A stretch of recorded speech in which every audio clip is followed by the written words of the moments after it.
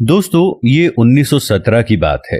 Iraq के पहाड़ों में बरतानवी जनरल स्टैनली मॉवदे का एक चरवाहे से सामना हुआ। जनरल चरवाहे की तरफ मुतवज्जे हुए और अपने मुतरजम से कहा, इनसे कह दो कि जनरल तुम्हें 1 पाउंड देगा, बदले में तुम्हें अपने कुत्ते को ज़िबा करना होगा। कुत्ता चरवाहे के लिए बहुत अहम होता है। ये उसकी बकरियां चराता है, दूर गए रेवड़ को वापस लाता है, दरिंदों के हमलों से रेवड़ की हिफाजत करता है।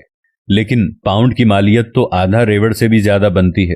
चरवाहे ने यह सोचा, उसके चेहरे पर मुस्कुराहट फैल गई। वो कुत्ता पकड़ लाया और जनरल के कदमों में ज़िबा कर दिया। जनरल ने चरवाहे से कहा, अगर तुम इसकी खाल भी उतार दो तो मैं तुम्हें 1 और पाउंड देने को तैयार हूं। चरवाहे ने खुशी खुशी कुत्ते की खाल भी उतार दी। जनरल ने कहा, मैं मजीद 1 और पाउंड देने के लिए तैयार हूं, अगर तुम इसकी बोटियां भी बना दो। चरवाहे ने फौरी तौर पर यह ऑफर भी कबूल कर ली।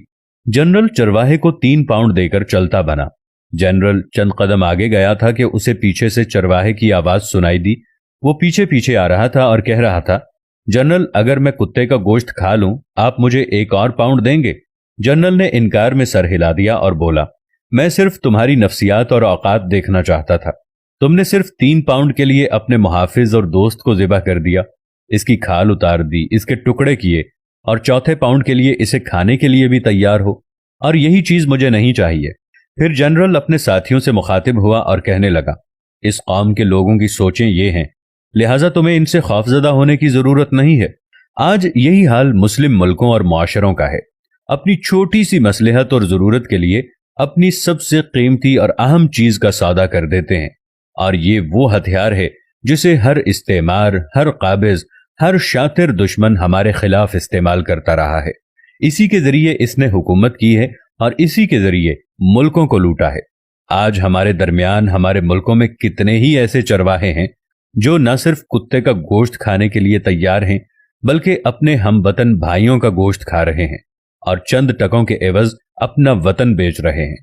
ये वाकया डॉक्टर अली अलवर्दी की अरबी किताब लम्हातुल इज्तिमाइया मिन तारीखिल इराक से लिया गया है, लेकिन मौजूदा हालात पर बिल्कुल फिट बैठता है।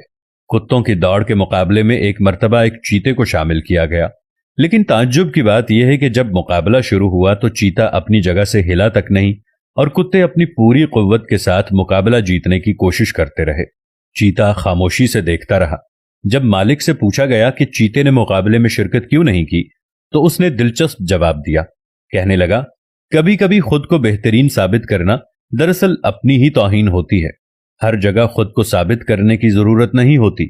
बाज लोगों के सामने खामोश रहना ही बेहतरीन जवाब होता है। कुत्तों के साथ कुत्ते दौड़ते हैं, शेर और चीते नहीं। इसलिए हमें अगर खुद पर यकीन हो कि हम बेहतरीन हैं, तो इसके लिए जरूरी नहीं कि हम खुद को साबित करने के लिए कुत्तों के साथ मुकाबला कर लें, बल्कि चुप रह लें। इसलिए हम हर बात का जवाब नहीं देते।